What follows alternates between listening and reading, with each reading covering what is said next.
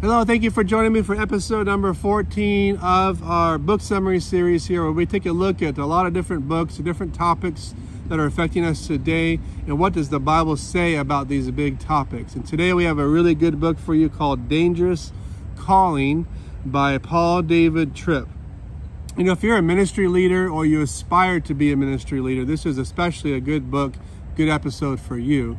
And if you're just wanting to be a better Christian or a better person, I also encourage you to just take a listen over the next few minutes to see how this might help you. I appreciate books like this because they really help us to take a good look inside. And sometimes people can word things a certain way or talk in a topic that really triggers something in our heart to say, wow, maybe I really ought to think about this a little bit more.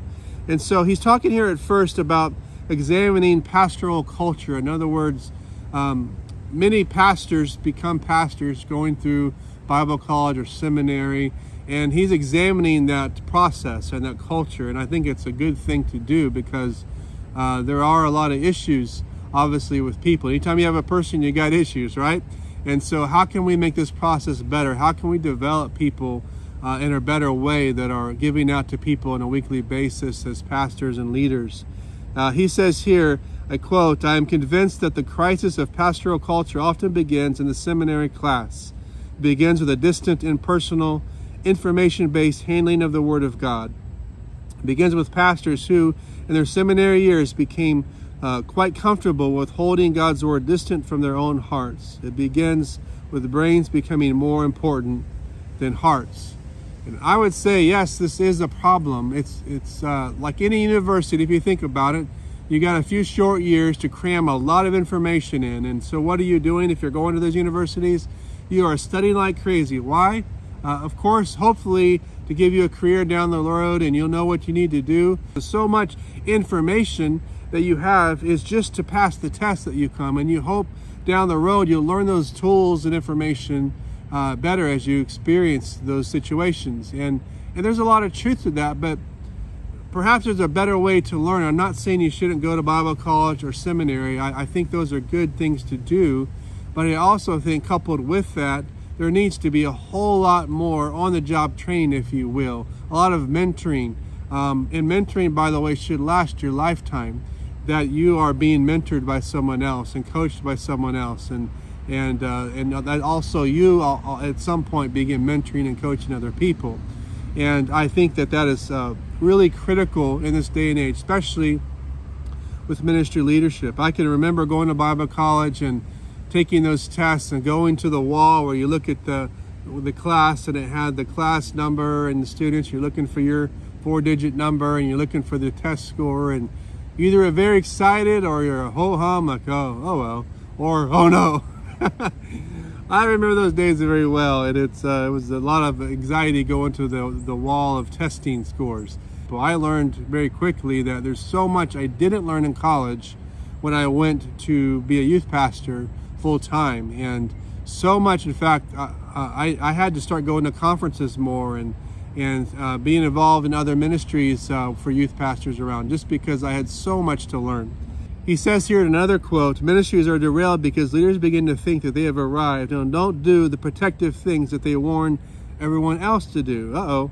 It's naive to think that pastors are free from sexual temptation, fear of man, envy, greed, pride, anger, doubt of God, bitterness, and idolatry. It is vital to remember that every pastor is in the middle of being reconstructed by God's grace. Remember, a pastor's ministry is not just shaped by his knowledge, gifts, skills, and experience, but also by the conditions of his heart. It's so true, and I just want to encourage you, if you're a believer, begin praying for your pastors and leaders that are around you. I can tell you, after being pastor for many years, especially senior pastor for 7-8 years, that it's not easy. There's a lot of expectations of all sorts by all kinds of people. Sometimes people expect you to be all kinds of things, to know every verse in the Bible and every reference and every answer to every situation, to always be excited and up all the time and not go through any problems in life. And that is just not reality, right? I think we all know that, but we have to remember that. And pastors are just people, and we all need help at the cross. We all need humility. We all need repentance. We all need someone to reach out to us. Pastors need to be pastored as well. And that's something in this season of life that I'm in that I see myself doing more and more and more. And I love that, to be able to pastor pastors, to coach them, help them, mentor them, come alongside them. My wife and I both praying for couples in ministry. Something that's so dear to our hearts, and we want to do that more and more in the days to come.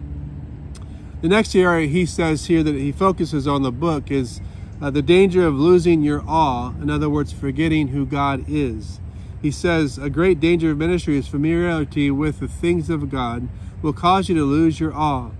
Mediocrity is not a time, personnel, resource, or location problem. Mediocrity is a heart problem. We have lost our commitment to the highest levels of excellence because we have lost our awe. And that is really true. That sometimes we can get in that rut where we just get to work and we're doing things just to do them. And we're going on with our schedule and our routines. And sometimes we can forget why we're doing what we're doing. And that we need to have that healthy fear of God, a respect, in other words, for God and in all that we do. And that we don't come to God in such a casual way. Yes, the Bible says that we can come to Him in boldness, but it's also with a great deal of respect and honor that we come to God, because He is God and we are not. I know there's teachings out there to say that we're little gods and all of that. I don't believe that at all. And I just want to encourage you to remember that we need to come to Him in a posture of humility and honor and respect to Him, and to remember that awe that we have. There's a review I did one time on a book called Sacred Rhythms, and it reminds us about who God is and who we are and different things that we can do to bring back those rhythms of life that help us to remember those things. I encourage you to take a look at that video again. The next quote he has here is, we are all called to provide and lead ministry and are in desperate need of ministry ourselves. We who proclaim the message of grace are deeply in need of grace ourselves. We have not arrived. We have not moved beyond a moment by moment need for grace. We are not yet out of dangers. We are not yet free of temptation. The war for our hearts still rages, and we have to remember that, to know that, man, we got, every one of us, we have a long way to go. We have a lot to learn. We haven't arrived. We need help. We can enlist the help of others. We can learn things from people younger and older. We can learn a lot from our own life and our own situations and things that have happened with us. And so that's something for us to really keep to heart, right? The next area here is the danger of arrival, forgetting who you are. He says that ministry leaders must resist feeling privileged, special, or in a different category. We must not think of ourselves as deserving or entitled. We must not demand to be treated differently or to be put on some ministry pedestal. We must not minister from above, but from alongside. Amen to that. That's so good. You know, I believe that people, especially that aren't Christians, they see someone that has that entitlement feeling as a pastor or leader. Man, it is just like, get me away from those kind of people. I believe that's what a lot of non-Christians feel. They want people that are real, and so does God. God wants people that are real. Jesus was real. He didn't come in floating above the rest of the people, hovering above them. He came in, born as a child, right? And he grew up in a humble means, and he was just like the other people, but he rose people around into a higher standard. And that's what we're called to do. We're to be like others, but raise people up to a higher standard, the standard that we ourselves give ourselves to. And that's so important. I remember an older minister told me one time, and it was great advice. He says, well, you have to smell like the sheep. And I've had a couple ministers tell me that, and I just love that advice. And what it means is, like, the Bible equates Christians to sheep, right? That they need a shepherd. And as a shepherd or a pastor, ministry leader, elder, whatever that title that you might have, if that's something you do, you've got to smell like the people. You got to be around the people. You can't dictate things from the pulpit, or I can't just say things here on this channel and think that I've arrived and I have it all together. I can tell you, my friend, I don't have it all together. I'm learning a lot. I'm growing. I'm trying to do things in the right way. And I'm encouraging you to do the same, to just allow God to be the big in your life, and for God to work in and through you so that you too can be salt and light. So this last quote I'll read to you from the author says, "This is the great internal war of ministry. You are called to trumpet God's glory. But you must never take the glory for yourself." That's interesting because we just talked and journeyed through the scriptures about the glory of God, right? You are called to a position of leadership, influence, prominence, but in that position you are called to humble yourself under the mighty hand of God. That's what the scripture says.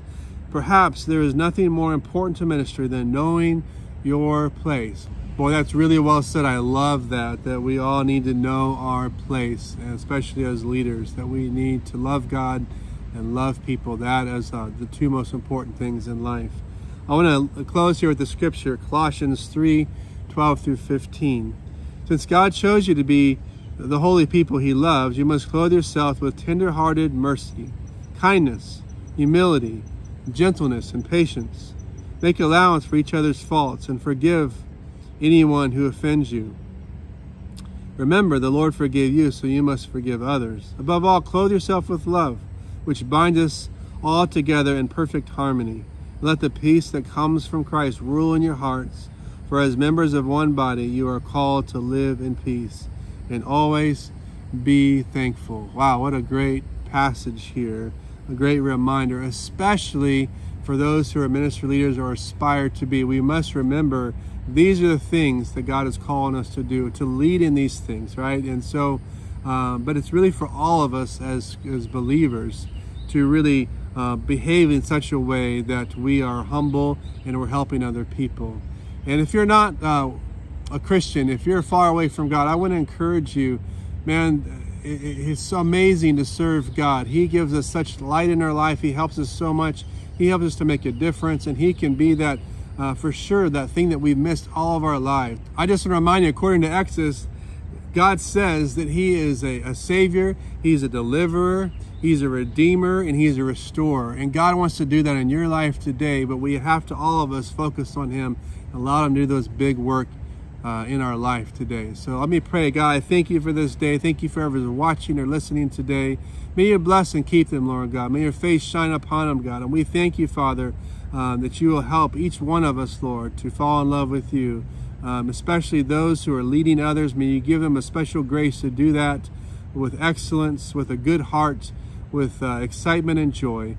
I pray for all those leaders out there, Lord, that they would come and draw from you their strength, Lord, that they can give out from a full tank, Lord, and not give out of emptiness. Lord, I bless them and I thank you for them, God. If whoever is away from you today, I pray, God, bring them back and draw them today by your Holy Spirit. Thank you for the privilege and honor it is to serve you, Lord. We give you praise in Jesus' name. Amen. Thank you so much for joining today. As always, check out our website, tommoroda.net. Lots of resources on there that are free that you can access to help you in your walk with the Lord. Have a blessed day. Thank you so much.